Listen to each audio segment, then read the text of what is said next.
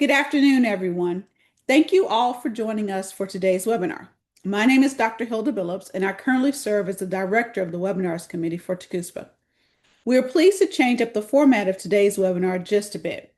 Our panelist for today serves as Vice President of Student Services at Grayson College, Dr. Logan Maxwell. She has a wealth of knowledge about student affairs practice. Allow me to introduce our facilitator for today's webinar. Dr. Anthony Edwards supports TCUSPA as Director of Research and as a member of the Webinars Committee. Anthony serves as an assistant professor in the Department of Educational Leadership and Technology at Tarleton State University. Anthony's teaching assignments include higher education leadership, higher education student services, higher education finance, higher education policy and politics, higher education history, and the comprehensive community college. Dr. Edwards previously served as director of Tarleton Online at Tarleton State University, a professor of biology at Panola College, senior vice president of talent at Fort Worth Chamber of Commerce, and science department chair at Granbury High School. Dr. Edwards also served as a secondary science teacher in Fort Worth ISD and Huckabee ISD. Anthony's research agenda focuses on organizational change in higher education with respect to strategic planning, STEM education, higher education marketing, academic advising, and educational technology. Anthony has published manuscripts in the Journal of Higher Education Management and the HAPS Educator. In addition to chairing dissertation committees, Dr. Edwards supports student success as coordinator of the Higher Education Leadership Concentration of the Master of Education program in Educational Administration. We're very excited to have Dr. Edwards serve as our facilitator for today and are thankful to Dr. Maxwell for her willingness to share. I will now turn it over to Dr. Edwards. Thank you, Dr. Billups. Dr. Logan Maxwell serves as Vice President of Student Services at Grayson College, where she leads a comprehensive portfolio of departments dedicated to student success, well-being, and engagement, including enrollment management, financial aid and veteran services, counseling and social services, residence life, student conduct, and Title IX, TRIO programs, and student life. Since joining Grayson College in 2014 as a mathematics adjunct, Dr. Maxwell has held progressively senior leadership roles, including Math Hub Coordinator, Chair and Professor of Mathematics and Engineering, Dean of the South Campus at Val Alstyne, and Director of Student Success Initiatives.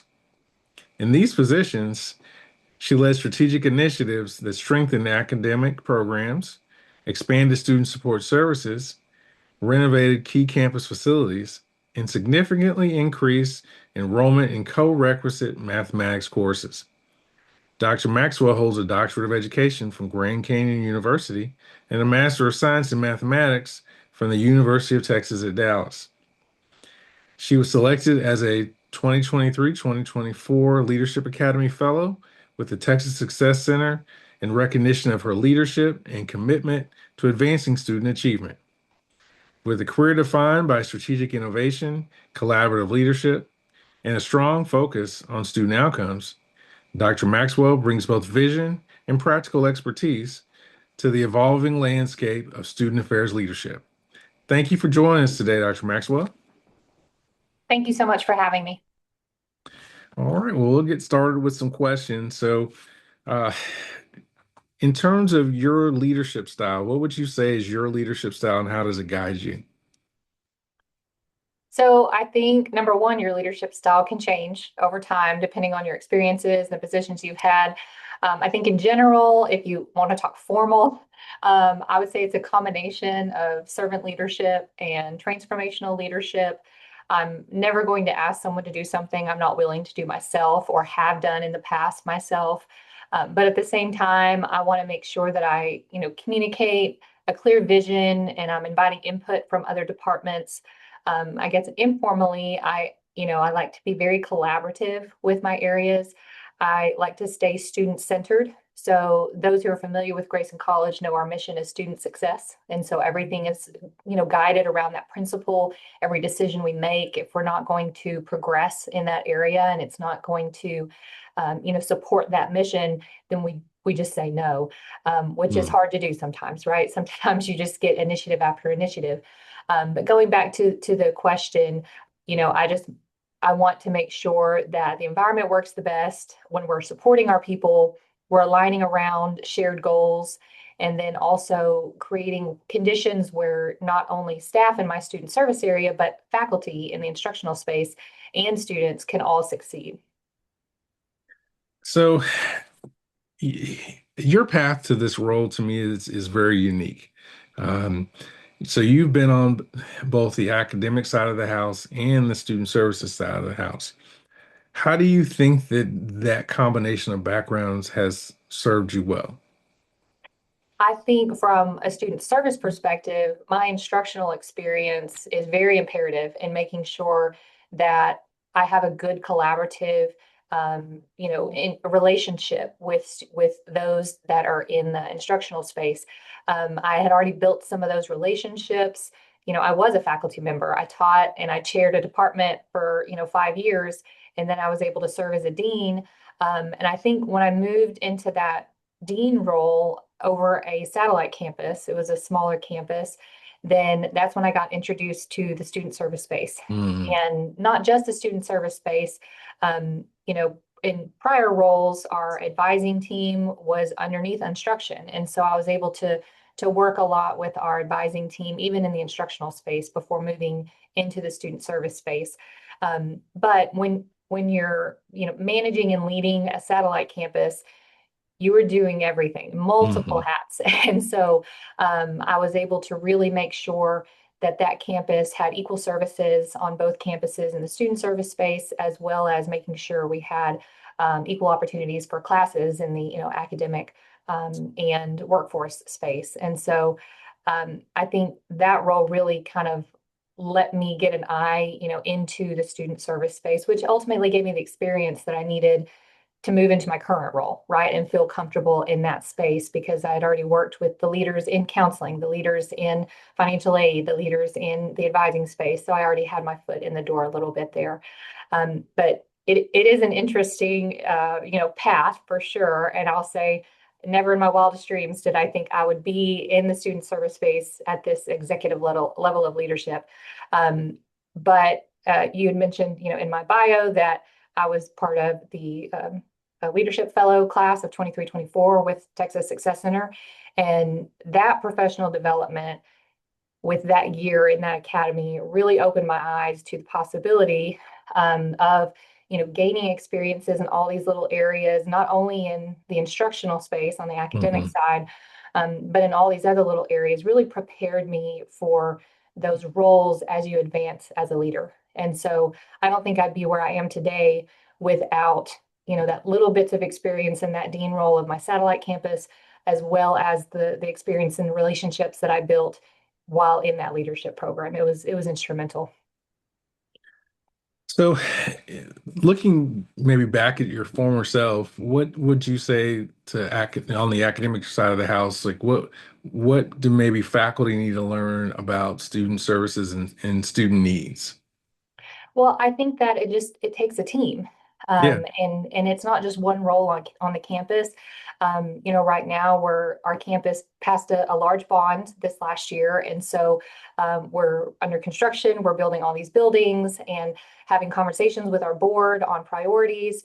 And it's very important to note that while we're building these new buildings to support new instructional programs, that yes, we'll need faculty for those programs and we need classroom space for these programs. But before they even get into the classroom, they've got to be admitted, they've got to be enrolled, they've got to go through financial aid and get packaged, they're going to be on campus for student life events, they may have struggles while they're in classes and need counseling and social service support. We might have conduct issues. Like it touches everything, and not only just student service space. We'll need more capacity with internet and IT and maintenance staff, and so it doesn't. It's not just one department, right? It's not just faculty, and it's not just they're not coming just to come to classes. We have to think of a holistic view of the student. Sure. And that's really kind of what Grayson has focused on in this last couple of years is, it's a wraparound support. And we can't just think of the student coming to campus and coming into class for their success. Again, student success is our mission. We have to support that journey and not just open the door for them to come in, but really keep the door open so that we can ensure that they're supported through their entire journey while they're with us. That makes a lot of sense, and I appreciate the fact that you link the two instead of looking at them as two separate pieces. Um, yeah, I will say though that I mean you have this math background, right? So Correct. how does maybe that math background show up in terms of the way you lead, in terms of maybe the way you analyze data or the way that you look at systems or look for solutions, you know? Right. When I was teaching courses, you'd always get the excuse, right? When am I ever going to need this? Why do I Right. need to learn this? Whether it be college algebra or quantitative reasoning or statistics or whatever it may be. Now that, we're undergoing pathways and math pathways, Hmm. that specifically was what I worked on with my work there in that department. And it's really all about learning to problem solve, right? No, you may never solve a quadratic equation ever again in your life, um, but we'll teach you the critical thinking skills and the problem solving skills that you need to know. Of course, having a background, teaching statistics courses, I love data. I love to analyze data. I think I bring that asset to the student service side. Um, at a lot of institutions, when you're going through your accreditation, you've got to show that you've got assessment methods in your instructional spaces and are meeting Hmm. your SLOs, PLOs, ILOs, but not so much on the student service side or maybe other areas or other divisions on campus. To really putting more of a focus on, what metrics can we come up with, what KPIs can we come up with to make sure that we're making, improvements and making a difference in terms of changes that we're making, or just using that data to identify gaps and that we need to resolve, inefficiencies that we need to create, and just really learning again from the students, whether we've conducted a quantitative survey or holding a focus group to get some qualitative data. I like to bring that piece so that I can kind of turn their heads around as to Hmm. what we can utilize this for, right? I'm not just trying to make you look at crazy numbers and spreadsheets all day. It has a purpose, and we can use it to our advantage, I think. Right. Yeah, I think that's it's important. I mean, it's a skill that you have that not everyone has, and so I think it's important to leverage that to help people see why data matters and how it can be part of the story. Um, Exactly. Yeah, I know. Whenever we're looking at budgets, we're in the budget season right now. And so, whenever we're asking for more money or asking mhm. for an enhanced request, whether it be personnel or a new piece of software, I try to help them gather the data to prove their argument, right? Yes, Right. we're going to be spending this amount of money, but we should be saving this amount in, time and effort that we're no longer going to have to pay, or with, we're a Texas community college. So with Mhm. our HB8 funding model, Mm. we should be getting this back, by adding this position, right? We'll have the capacity to serve X amount more students, which could result in X amount more dollars. And so I think they're finally, starting to see how data can be their friend. Well, and for those that, because we have our audience, we have people in student services who both work at the community college level and at the university level. For those that maybe work at the university level, could you talk a little more about HBA and kind of what that means and what its impact has been? Certainly, yeah, it's a complete shift in how the institution is funded. And so prior we were funded, based on, a little bit on metrics, but that was really, the majority of funding we received was based on enrollment. So we, lovingly say butts in seats, right? We were funded by who was in class on the census day. And so I think the emphasis was put on enrollment, right? How we've got to get these students enrolled, we've got to get them enrolled. And we've seen a complete shift now in this model we've been using for 50 some odd years, to performance based or outcome based funding. Hmm. And so no longer are we funded by just getting students into the door. We're funded by helping students complete their program and get out of our doors. And so we're only funded if they earn a credential. And so depending on what credential that is, it could be an Mm. occupational skills award, could be a level 1 certificate or associate degree or an enhanced certificate, have different dollar amounts. And then there's bonus funding associated with that. If they're an adult learner, we have a 50% bonus. So that would be 25 years of age and up. If they are economically disadvantaged, so they're eligible for Pell, we get a 25% bonus. And then if they're academically disadvantaged, so currently we use the TSI as a placement test to get into college level courses that require, English reading and math intensive courses. And so if they don't meet the TSI, then they're considered academically disadvantaged, and we would get a bonus for that if they were designated that at a certain period of time before they completed. So completion, we get points or we get funding for, and then the other two large methods is if a student completes 15 hours of dual credit with us, we get funded. If a student completes 15 hours and transfers to a university, we get funded.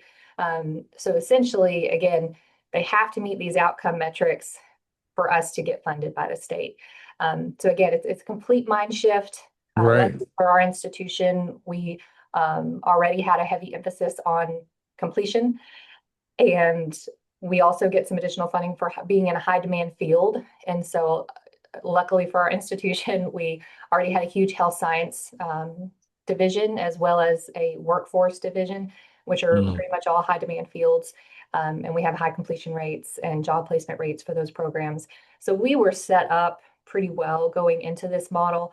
But that didn't mean we had the data infrastructure and we're used to collecting this information to determine any kind of predictive analytics to be able to plan right for what we were going to receive versus what we had in the past. So it has been a huge shift, and I think we're all still learning, as well as the state, right? As every year they come out with something a little bit new, a little tweak here, a little tweak there, and then the programs that they fund, because I should have started with, we're funded based on completion, but the program had to be a credential of value. And so basically Right. what was spent to earn the degree had to be earned back upon completion within a certain amount of time. And so that depends, depending on the field. But even if we offer a program, if we can't show it's a credential of value to the student, we still don't get funded for that. So it's a different mind shift, but not something that's not been done before. And so, Right. we really did kind of lean on colleagues across the nation who have, experienced something similar, and then have just had to look for new tools, right, to be able to figure out, okay, how can we predict how many completions we'll have and what our bonuses will be, and then when they're going to distribute the fund, settle up on the funding. So it's been an interesting ride, but we're, learning each year how to Right. handle it. Well, and let's back up a little bit. So, can you tell us a little bit about kind of where in the state Grayson College is, and obviously it's a community college, but if there are any maybe signature programs or experiences, or maybe major employers in the area that uh, are looking for Grayson College graduates, that would be great. Mhm. Yeah, so Grayson College is in Northeast Texas. So if you go about 60, 70 miles north of Dallas is where we're located, right before you hit Oklahoma. And Mm. so sometimes that can be a struggle because we're so close to Oklahoma. We get a lot of students coming from Oklahoma. We employ a lot of students once they graduate here and transfer to our closest four-year institution is Southeastern Oklahoma. And so that can be tricky since we're funded on transfer, but only for Right. Texas institutions. Right.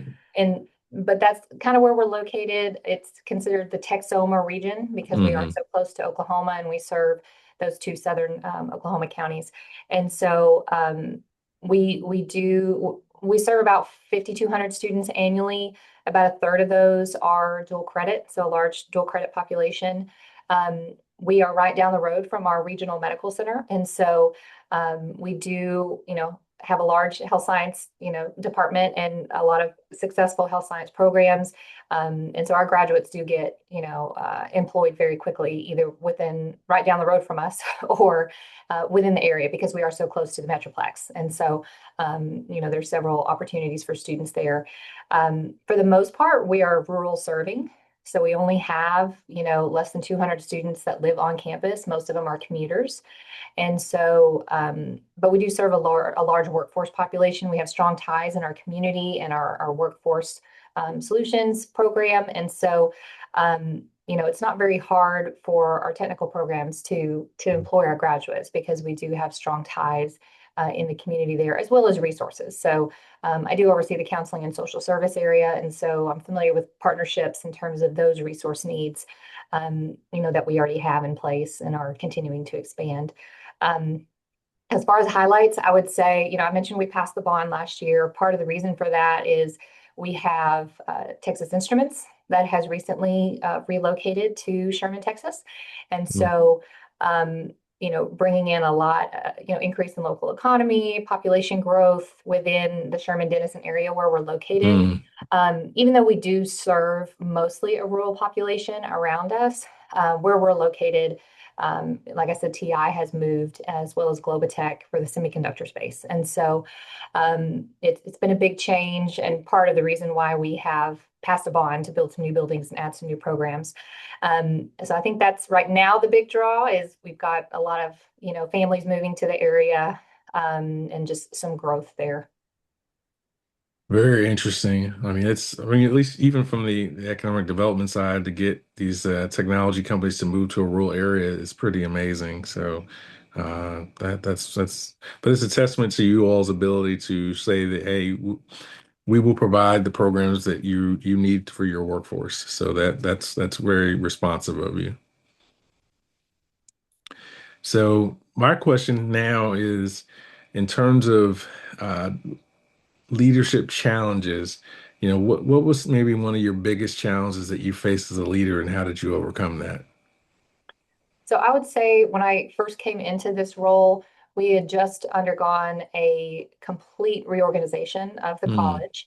Part of that was, all the new growth coming. There had been decisions made in terms of, the structure of the organization at the time that made sense for various reasons. It could be underperformance in one area, overperformance in another, transitions of roles, you name it. But at that point in time, it didn't make sense, and it didn't help the college function properly. And so knowing and foreseeing the growth and foreseeing, TI was coming into the area and we're going to have to make all these changes, leadership sat down and discussed a complete reorganization of the college. And at the time, in my enrollment management space, there were 3 different supervisors. And so a part of the reorganization was creating a vice president role that oversaw all of student services areas.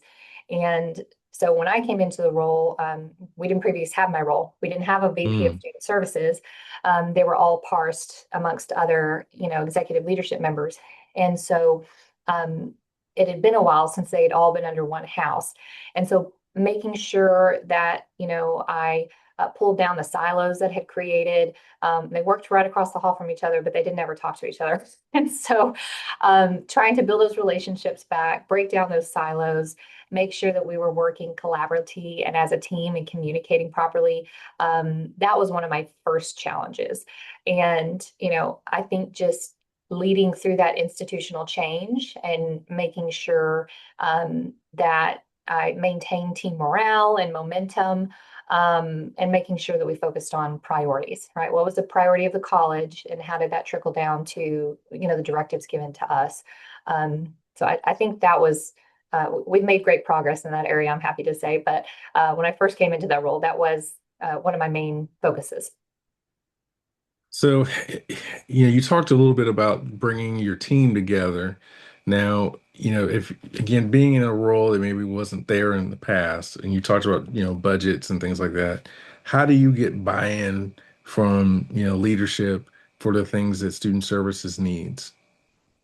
So I would say that I try to focus within my sphere of influence, right? Because sometimes I've got to share, an initiative or a project or a decision that I don't necessarily agree with. My team doesn't necessarily agree with, but it came from the top down. And so, or it came from the state or legislation. And so I think I just try to, again, focus on what I can have control with.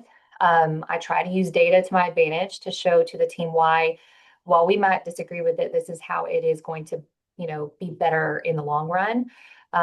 Or I also try to help them in my role as a leader, to see the bigger picture, because sometimes they only see it as it's relative to their own space, Hmm. versus seeing the bigger picture and maybe what's better for the institution as a whole, maybe not just for our little space. And I think one thing that's helped our area is over the past year, the college has rolled out a kind of working plan based on the book, Patrick Lencioni's book, Five Hmm. Dysfunctions of a Team, and rolling out the Hmm. Working Genius. And so we started with leadership, and now we're trickling down to mid-level management and then into their teams. And so I had my team read the book. I share podcasts with them, and it focuses on the base foundational level is building trust, right? And Hmm. so that's one of the first dysfunctions of your team is if you don't have trust. If you don't have trust, you have fear of bringing any kind of disagreement or conflict to the conversation, and you can't have those healthy conversations of disagreement to work through, and get that buy-in, which is part of what Patrick Lencioni's book is all about. Hmm. And so I think that's also helped our area is just having that common language and having the comfortability to bring forward conflict or disagreement. And then once you have that, then you can hold people accountable for what they're should be doing and are responsible for Hmm. doing, but also gather that buy-in, because you have that trust built and they've already expressed if they agree or disagree. And that's the whole idea, right? You can express your disagreement. Right. At the end of the day, as long as your voice has been heard, we can move forward and progress as a team with whatever has been decided. No, that makes a lot of sense. And yeah, I would think in your role, you have maybe a combination of people who work with you who are experienced and some that are new. So if people that are, new to their roles, some advice you would give them maybe in their first 90 days? I would definitely say to listen more than you talk. So I know when I came into this role, I had so many new departments under me that I wasn't brought up under because I came from the instructional space for the most part. And so one of the things I asked them to do was just to allow me to be a fly on the wall in their day to day. And so I really would encourage a new leader to do just that. And not really come in and try to make all these bold changes until you really learn and build those relationships with your team members, with your mid-level leadership in those spaces, and then get to know the roles, right? Because Hmm. until luckily, when I came to this role, I had already been at the institution for 8 years, and so I knew the culture. I knew a lot of the people already, maybe not in the same capacity as I did before.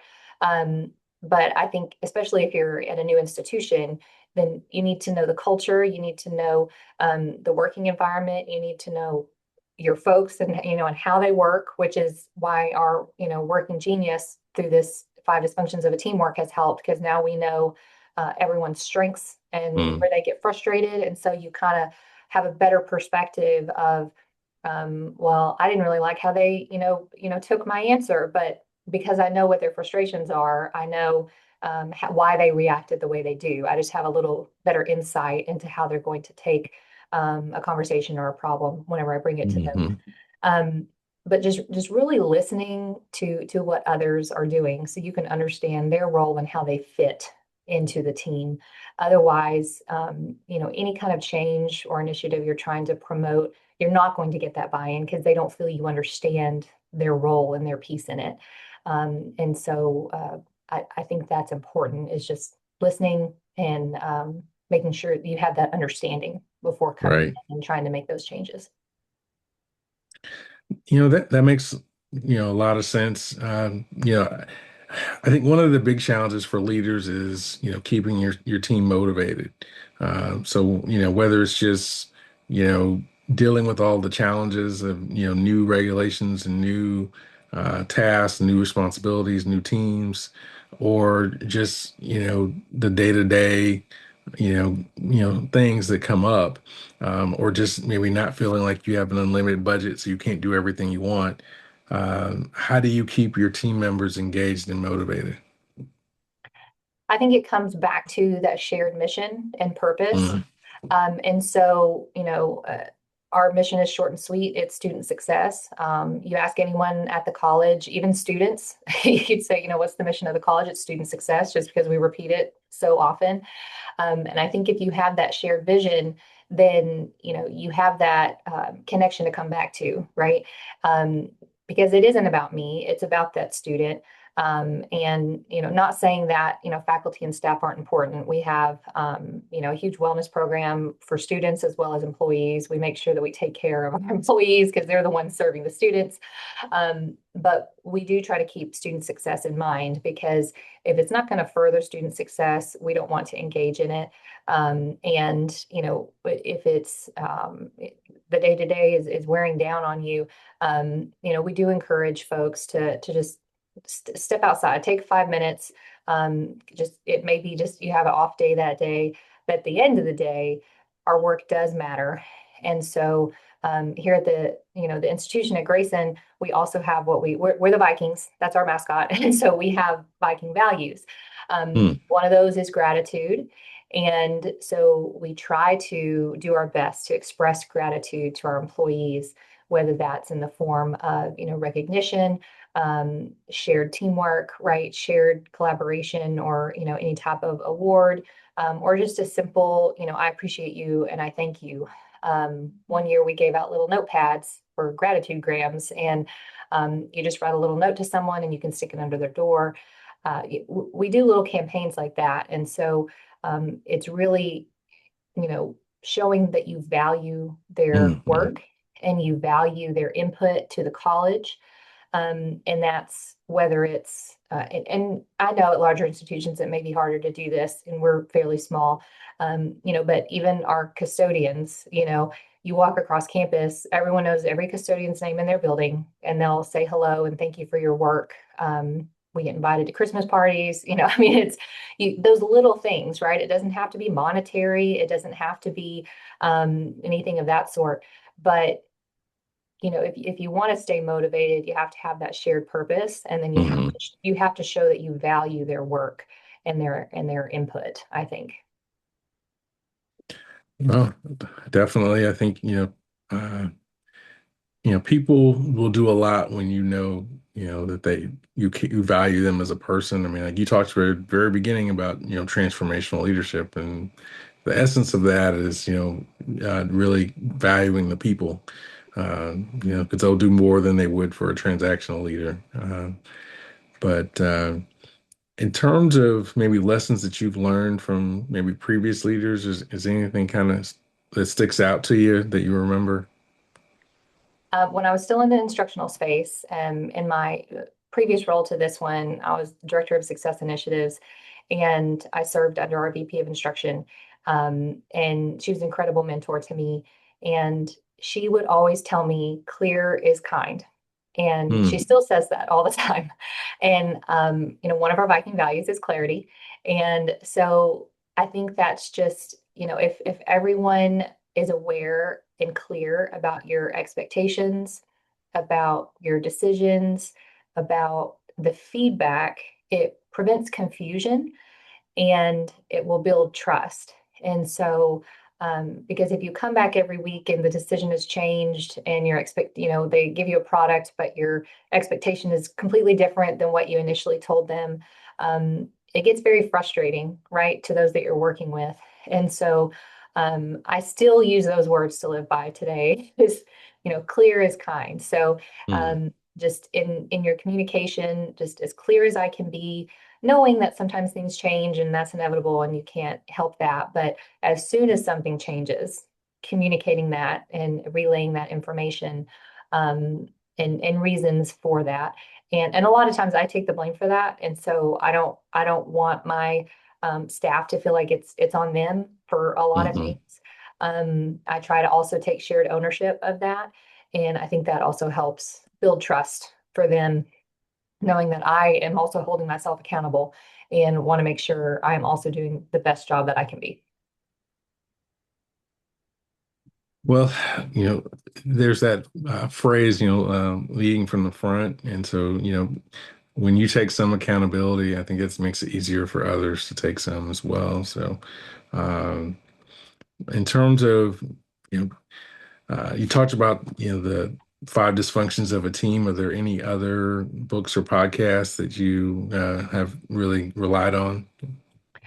Yeah, so I really love Start with Why.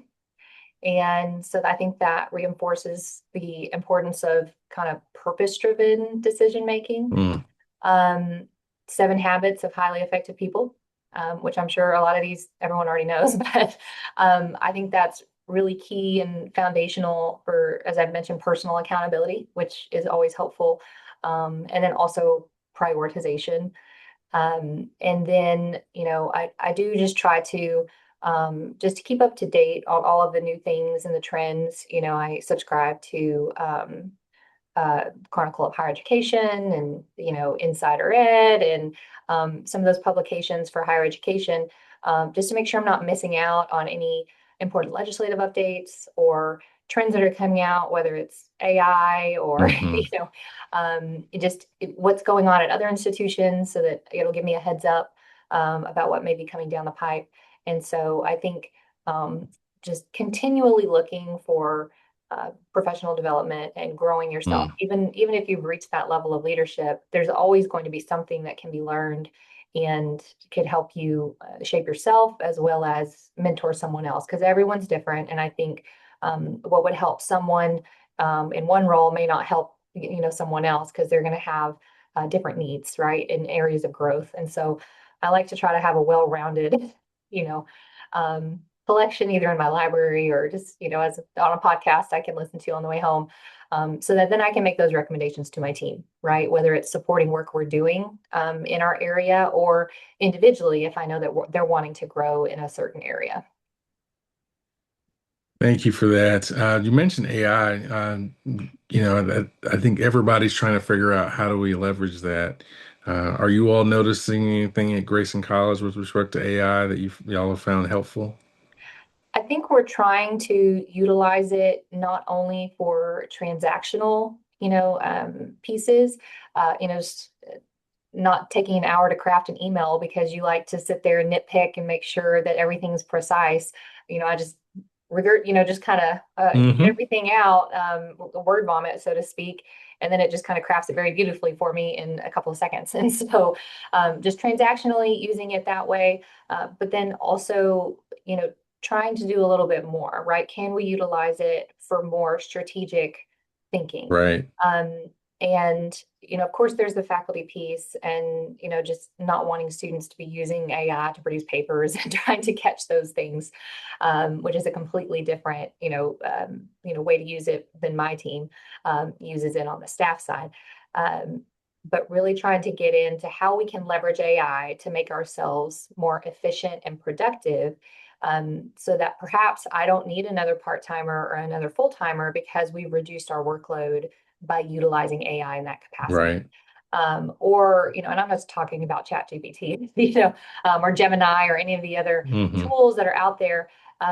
But when we're looking at new products, right? We recently purchased a new transcript evaluation software, and it has an AI piece that, whereas we were, when we looked at a course equivalency and we had to go search this institution's website and certain catalog years and course descriptions to see if it, which course aligned, it does that, right? And so it saves so much time. And so with that new product, I didn't have to hire on another part-timer to be able to handle Hmm. all the transcript evaluations. Um, and just again, finding tools that have incorporated AI to our benefit so that we're utilizing technology in order to make ourselves more productive, right? Right. I think that's been an important piece for us as an institution, and again, not just using it to just throw things in there and make them sound better. Right. I think it's how do we leverage it strategically to both make ourselves more efficient and productive, and save on having to potentially utilize more staff. Right. So as we conclude, uh, what are maybe three skills that you think student services leaders need to thrive? I think in this time and kind of where we are, especially in Texas with, the community college setting and different, legislations that are coming out. I think we have to be adaptive, and we can't just be reactive. We've got to kind of be very proactive in how we approach things, but learn how to pivot quickly while still maintaining a clear direction, right? I think on top of that, I would say, with my love of data, we have to be more fluent in data, and make sure that decisions that we're making are data driven, and not just because we have a gut feeling about how we think, this is going to happen. It's because the data shows us that, right? We see that gap, or we see what this data is telling us. And then number three, I think is very important, is making sure we're either maintaining or developing that relational intelligence. And part of that is building trust across our students, because we want them to trust that anything that we're advising them on is in their best interest in their student success and their journey with us, but also across staff and faculty and community partners. And just making sure that we pick up on those cues and can, engage with these stakeholders and these partners in a way that is going to be to the college's benefit as well as their benefit. And so just developing that relational intelligence, I think, would be the third thing that I feel that we would need to be able to thrive. Outstanding. Thank you so much for joining us today, Dr. Maxwell. Thank So, you. I very much appreciate the opportunity. oh yeah, definitely. Some of my takeaways from the discussion included that leadership styles can change over time. It's important to embrace servant leadership and transformational leadership. Never be a person that asks someone to do something you're not willing to do. Be collaborative. Make sure that you have a focus on student success, and as you all have done at Grayson College, make it the mission. Um, you know, Align everyone around shared goals. Encourage collaboration between student services and academic affairs. Um, you know, Focus on providing wraparound support for student success. And that's a good way to kind of think about how student services and academic affairs work together. Learn how to, problem solve, develop critical thinking skills, develop, data fluency, as you've said, um, whether it comes to budget or assessment. Try to break down the silos and work collaboratively. Work with employers to build programs and facilities for student success. Be a listener. Uh, Learn the strengths and the frustrations of your team members so you can work with them effectively. Again, rallying team members around the shared vision.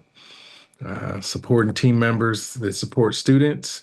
And then have the courage to say if it doesn't support student success, maybe we need to think about eliminating it. They used to say strategic abandonment back in the day. I don't hear that much anymore, but I think that's kind of the spirit of what you're talking about.